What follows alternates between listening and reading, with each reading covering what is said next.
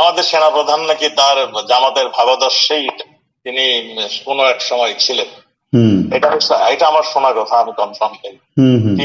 তিনি সেই জন্যই একটু জামাতের প্রতি ইনক্লাইন হয়েছেন, কিংবা তাদের প্রতি দুর্বলতা রয়েছে, এটা থাকতে পারে।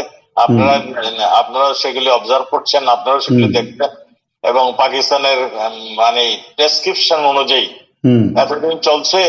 তার ডে ওয়ানে যখন নাকি মাননীয় প্রধানমন্ত্রী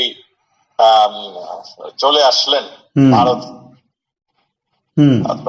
সেই দিনই তার ঘোষণা করা উচিত ছিল এজ এ সেনাপ্রধান, যাকে সারা বাংলাদেশের মানুষ তাকে সম্মান করছিল তখন সেই সময়, যে এনাফ ইজ এনাফ, তোমরা যা চেয়েছিল সবই পেয়ে গিয়েছো, তোমরা কোটা আন্দোলন, কোটা নেই, মাননীয় প্রধানমন্ত্রী দেশত্যাগ করেছেন, কাজে সেখানেও তোমাদের যে আন্দোলনের ই ছিল সেটাও শেষ, এখন ঘরে ফিরে যাও, আর কোনো যাতে রক্তপাত না হয় আমরা মানে শেষ, তাহলে কঠোর হস্তে আমাদের দমন করতে বাধ্য হব, আর কোনো ধ্বংস যাতে না হয়, এবং ভবিষ্যতে কনস্টিটিউশন অনুযায়ী এরপরে যা করণীয় সেটা আমরা করার জন্য আমরা বসবো, আমরা আলোচনা করে সেটা সিদ্ধান্ত নেব, এইটা তার বলা উচিত ছিল।